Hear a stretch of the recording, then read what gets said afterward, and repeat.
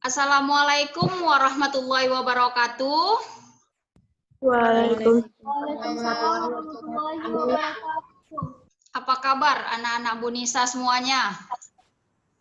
Alhamdulillah sehat, Mem. Sehat ya, alhamdulillah. Mem, kabarnya gimana, Mem? Oh, saya sehat, Nak. Sehat sekali. Eca sehat kan, Ca? Eca apa Eci ya? Lupa saya. Eca loh, Mem. Oh, Eca. Eca sehat ya, Ca? Sehat, Mem. Alhamdulillah. Oke, Nak, kita sebelum melakukan kegiatan pembelajaran pada hari ini, ada baiknya kita berdoa. Semoga kita sehat-sehat, diberikan banyak rezeki, kemudian kita berdoa juga semoga pandemi ini segera berakhir supaya kita bisa ketemu dan bertatap muka secara langsung, ya. Oke, Nak, kita akan mulai saja pembelajaran kita pada minggu ini, ya. Kalau minggu semalam kita itu hanya mereview bab, ya, mereview materi. Untuk minggu ini kita akan memasuki materi yang baru, ya. Saya akan men-share PPT saya hari ini. Sudah nampak ya semuanya? Sudah nampak, Nak? Sudah, Mem. Sudah ya? Oke, jadi materi kita pada pagi hari ini adalah tentang bagaimana perjuangan bangsa Indonesia merebut Irian Barat. Ya, setelah sebelumnya Presiden Soekarno membentuk kabinet, ya, membentuk kabinet ataupun demokrasi parlementer. Kemudian pada demokrasi parlementer itu dianggap tidak bisa merubah suasana yang ada di Indonesia. Kemudian setelah kabinet parlementer itu dibubarkan, berganti menjadi demokrasi terpimpin. Nah, di demokrasi terpimpin malah lebih semraut lagi perpolitikan yang ada di Indonesia. Nah, di masa demokrasi terpimpin pada saat itu terjadilah suatu bentuk-bentuk, ya, perjuangan bangsa Indonesia itu untuk mempertahankan Irian Barat, karena masalah Indonesia pada saat itu adalah masalah bagaimana Irian Barat itu tetap menjadi wilayah ataupun kawasan yang ada di Indonesia, NKRI. Nah, jadi ketika kita melihat ataupun memahami peta yang ada di depan kalian tentang bagaimana wilayah dari kedaulatan NKRI, maka sebenarnya memang Irian Barat itu masuk ke dalam kawasan di NKRI. Nah, jadi yang ada yang masuk ke dalam indikator pembelajaran kita pada hari ini ya tetap sama, yaitu apa? Bagaimana ya kita bisa mengetahui bagaimana pemerintahan kita begitu getolnya untuk mempertahankan Irian Barat dari tangan Belanda. Nah, itu indikator pembelajaran kita pada hari ini. Nah, kemudian ketika kita berbicara bagaimana perjuangan bangsa Indonesia untuk mempertahankan Irian Barat, nah di sini ada peta konsep untuk lebih menyederhanakan materi kita pada pagi hari ini. Nah, yang pertama kita nanti akan melihat bagaimana latar belakang kenapa Irian Barat itu harus diperjuangkan. Nah, kemudian latar belakang kenapa Irian Barat itu harus diperjuangkan itu nanti kita bisa melihat bagaimana perjuangan bangsa Indonesia itu memperjuangkan Irian Barat itu tetap ada di Indonesia itu dengan cara diplomasi atau dengan cara yang tidak menggunakan kekerasan ataupun rapat, kemudian musyawarah. Nah, ketika dalam persoalan diplomasi ini juga tidak diindahkan oleh Belanda, maka juga akan ada nanti perjuangan melalui konfrontasi, melalui kekerasan ataupun adu senjata, ya. Nah, kemudian nanti kalian bisa lihat di sini di peta konsep yang saya buat bagaimana diplomasi, sarana-sarana perjuangan bangsa Indonesia baik itu secara diplomasi maupun konfrontasi itu semuanya ada wadah-wadahnya, ada cara-caranya. Nah, kenapa juga nanti Belanda itu getol sekali untuk mempertahankan Irian Barat? Pasti kita semua tahu jawabannya, bukan karena memang Irian Barat itu merupakan negara yang satu ras ataupun satu rumpun dengan Belanda, tapi di balik itu semua ada memang keinginan Belanda yang sangat besar sekali untuk mempertahankan Irian Barat masuk ke dalam wilayah kekuasaannya. Nah, ini indikator saya sudah memberitahu tadi secara ringkas. Kemudian latar belakang perjuangan pengembalian Irian Barat ini ya, kalau kita lihat dari segi politis, nah jadi berdasarkan perjanjian internasional tahun 1896 itu diperjuangkan oleh Van Vollenhoven. Nah, dia menyatakan bahwasanya Indonesia bekas jajahan Hindia Belanda berarti itu semua wilayah NKRI. Ya, semua bekas-bekas wilayah jajahan Belanda itu merupakan konsep dari proklamasi 1945. Jadi semua wilayah-wilayah yang pernah dijajah oleh Belanda itu masuk ke dalam wilayah NKRI. Itu dari segi politis. Kemudian dari segi antropologis menyatakan bahwasanya bangsa Indonesia yang asli adalah bangsa yang berasal dari Homo wajakensis atau Homo florensia. Ya, bisa juga kita sebut sebagai Homo soloensis, yaitu manusia yang ditemukan di Solo, manusia purba, dengan ciri-cirinya kulit hitam, rambut keriting. Nah, tadi di awal saya sudah katakan bahwasanya bukan karena ini si Belanda ini mau mengambil alih Irian Barat, tetapi ada alasan yang lain. Nah, dari segi sejarah, jadi menurut dari konferensi meja bundar, hasil dari konferensi meja bundar, Irian Barat itu atau New Guinea akan diselesaikan 1 tahun setelah Indonesia merdeka. Tetapi ya Belanda nggak juga kunjung mengembalikan Irian Barat dan malah mereka itu mempertahankan dengan kuat Irian Barat. Karena apa? Karena alasan-alasan yang nanti akan kita bahas. Nah, jadi ini dia alasan kenapa Belanda itu ingin mempertahankan Irian Barat. Jadi dikatakan bahwasanya Belanda ingin mempertahankan Irian Barat itu karena memang alasannya karena sumber daya alam, ya sumber daya alam yang ada di Irian Barat itu bisa kita katakan sangat kaya sekali. Jadi fakta bahwa di Irian Barat itu terdapat tambang emas dan uranium terbesar di dunia dan merupakan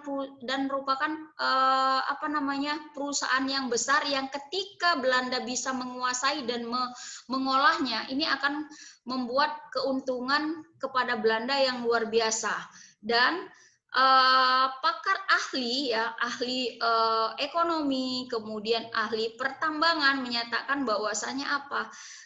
Penggalian tambang emas dan uranium yang ada di Irian Barat itu nggak akan habis digali selama 100 tahun.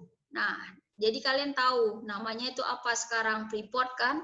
Nah, sekarang Irian Barat itu namanya jadi Papua. Nah, Freeport itu adalah tambang emas yang banyak sekali sumber daya alam yang bisa didapatkan di sana. Nah, bahkan orang-orang berlomba-lomba untuk bekerja di sana karena salary-nya yang cukup luar biasa ya. Nah, itu tadi. Jadi alasan Belanda itu karena apa? Karena memang keinginan Belanda itu untuk menguasai kekayaan alam yang ada di Irian Barat. Itu alasannya.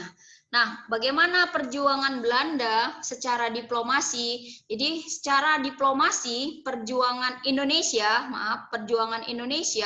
untuk mempertahankan Irian Barat itu melalui perundingan, baik secara bilateral maupun multilateral, melalui forum regional maupun internasional. Jadi bangsa Indonesia meminta dukungan kepada tetangga-tetangga ataupun negara-negara tetangga yang berada di kawasan-kawasan Asia untuk menguatkan bahwasannya Irian Barat itu adalah wilayah di Indonesia. Jadi perjuangan diplomasi ini terus dilakukan oleh bangsa Indonesia pada saat itu untuk mempertahankan Irian Barat. Nah, jadi perundingan Irian Barat itu ada perundingan KMB, ya kan? Kemudian ada perundingan konferensi Uni Indonesia Belanda, kemudian ada perundingan lagi di tahun 1951 antara Indonesia dan Belanda. Kemudian ada lagi perundingan di 1952 tentang apa? Tentang perundingan Indonesia juga dengan Belanda mengenai Irian Barat, tapi rata-rata pada perundingan ini itu semuanya gagal, ya, semuanya gagal. Nah, kemudian bagaimana perundingan yang sifatnya multilateral? Nah, melalui forum PBB juga diusahakan oleh pemerintahan Indonesia untuk mempertahankan Irian Barat.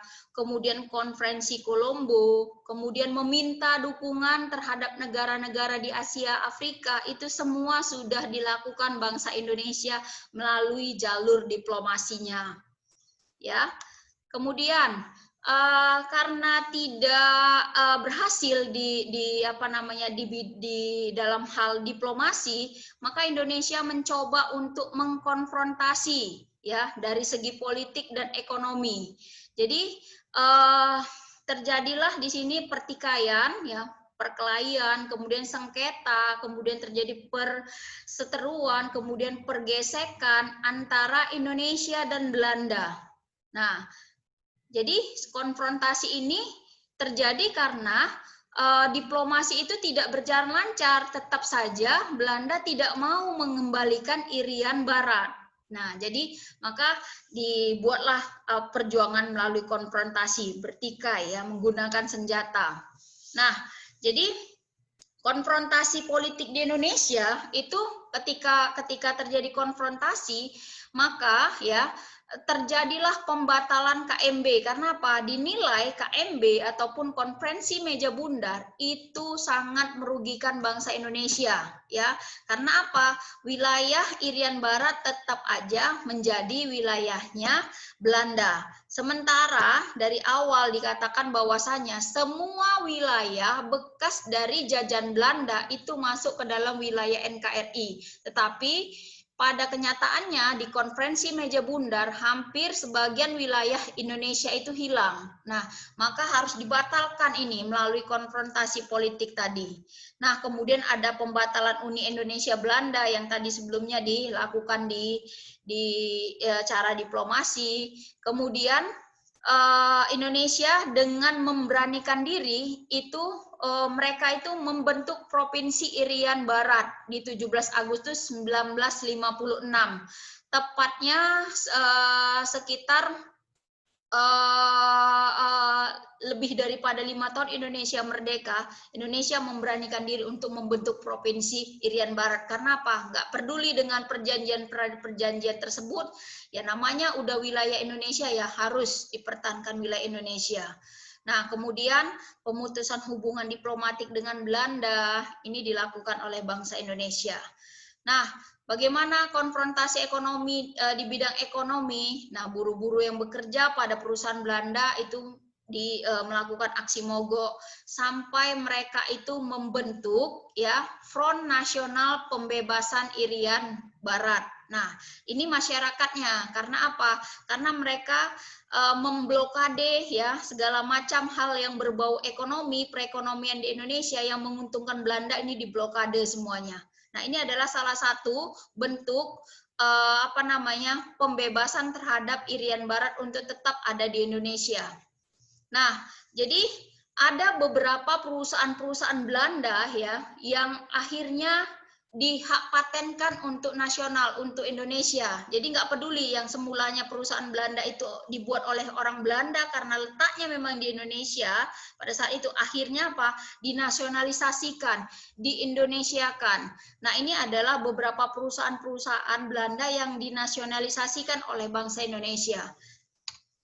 Nah, ini bisa kalian lihat, nanti kalau kalian bisa mau minta slide-nya dengan saya, silakan.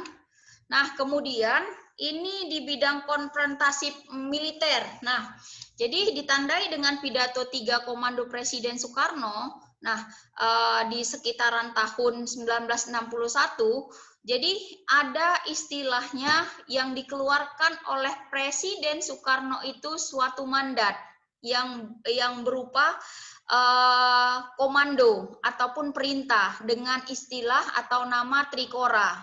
Nah, Trikora itu kepanjangan dari Tri Komando Rakyat.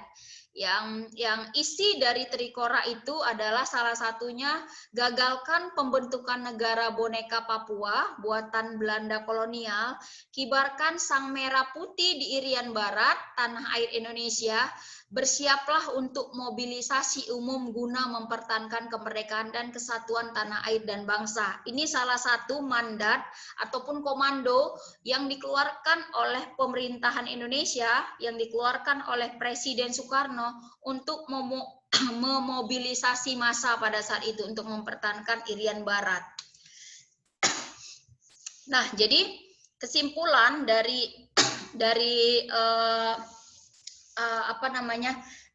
pembebasan Irian Barat ini adalah ketika Irian Barat merupakan salah satu kewajiban dan tugas bangsa Indonesia untuk mempertahankan Irian Barat dan ingin melenyapkan imperialisme dan kolonialisme di muka bumi Indonesia, maka bangsa Indonesia itu harus kuat, harus bersatu untuk mempertahankan ini. Kemudian bangsa Indonesia yang cinta damai tetapi lebih cinta kemerdekaan, tapi buktinya dalam merebut Irian Barat itu banyak sekali tahapan-tahapan yang harus dilakukan. Karena apa?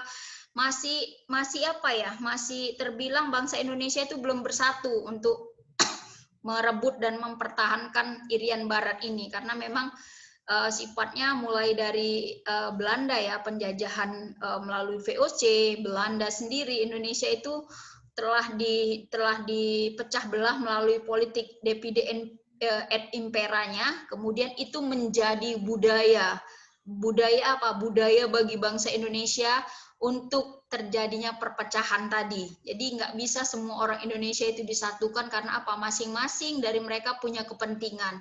Makanya untuk merebut Irian Barat pun seperti itu. Karena apa? Susah untuk menyatukan. Seandainya bisa bersatu masyarakat Indonesia pada saat itu, ini gampang sekali untuk merebut Irian Barat ini. Karena ada kepentingan-kepentingan lain lah, maka perebutan Irian Barat itu sangat lama sekali tahapan-tahapannya.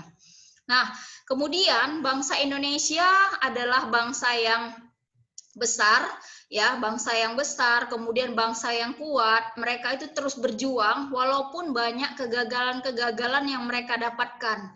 Jadi salah satu negara yang ada di dunia ini yang mempertahankan kemudian merebut kemerdekaannya menggunakan cara diplomasi dan cara kekerasan itu adalah Indonesia.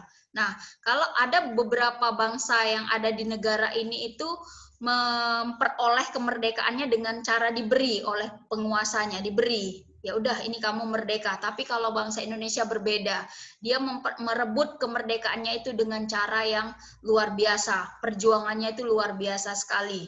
Nah, jadi ketika Belanda itu bersikeras mempertahankan Irian Barat selama 14 tahun, nah kenapa? Karena Belanda ingin menguasai barang-barang tambang di sana, karena Belanda ingin menguasai kekayaan alam yang ada di Irian Barat. Nah, bagaimana fase operasi militer dari pembebasan Irian Barat? Jadi ini adalah fase di mana bangsa Indonesia itu berjuang menggunakan cara militer, cara kekerasan.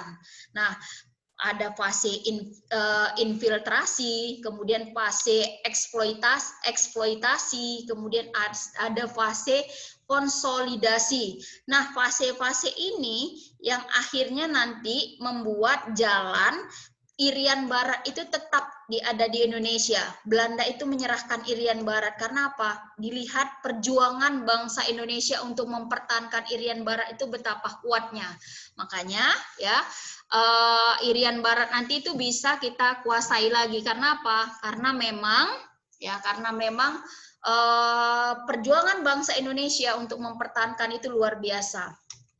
Nah, ini adalah beberapa gambar-gambar yang bisa kalian lihat bagaimana ya pasukan-pasukan tentara nasional Indonesia itu berjuang pengiriman pasukan ke Irian Barat untuk berperang di sana. Nah, kemudian pasukan sukarela pun juga ada, mulai dari laki-laki sampai wanita juga ikut berjuang dalam mempertahankan Irian Barat. Nah, kemudian ada kapal perang, ya, kapal perang Republik Indonesia namanya kapal Macan Tutul.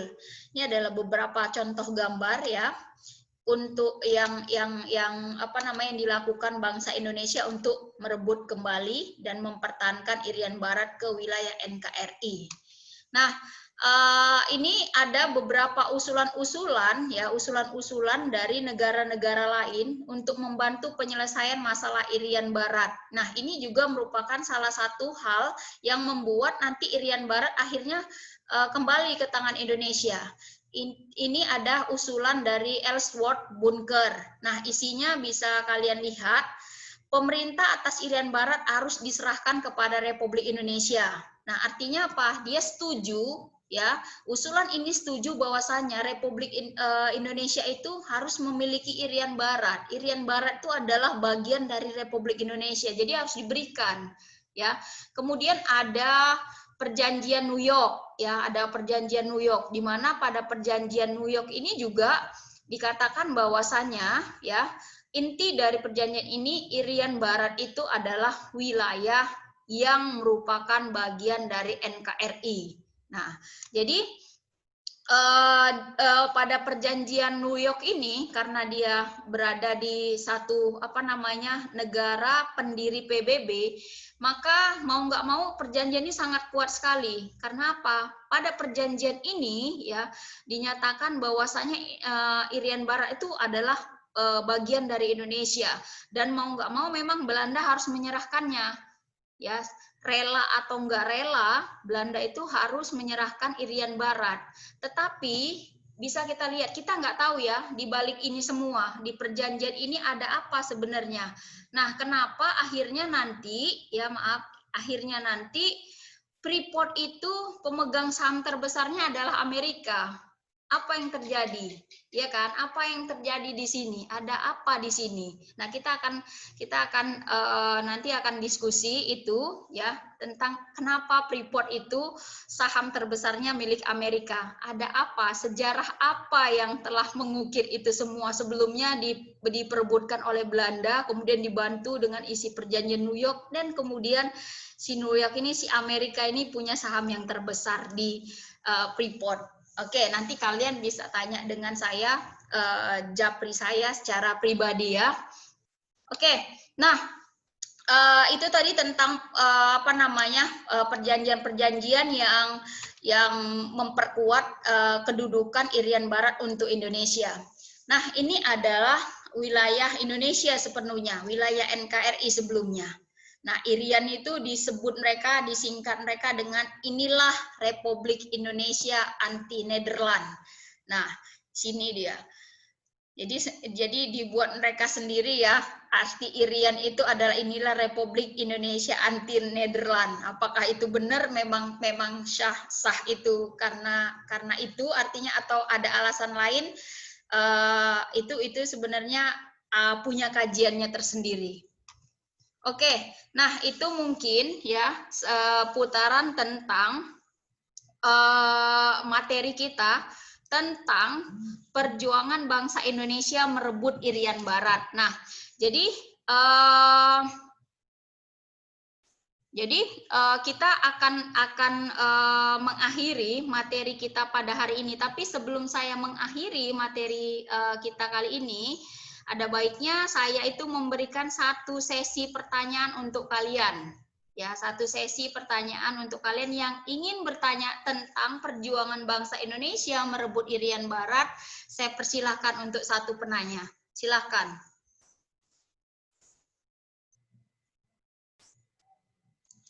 Ada, Nak?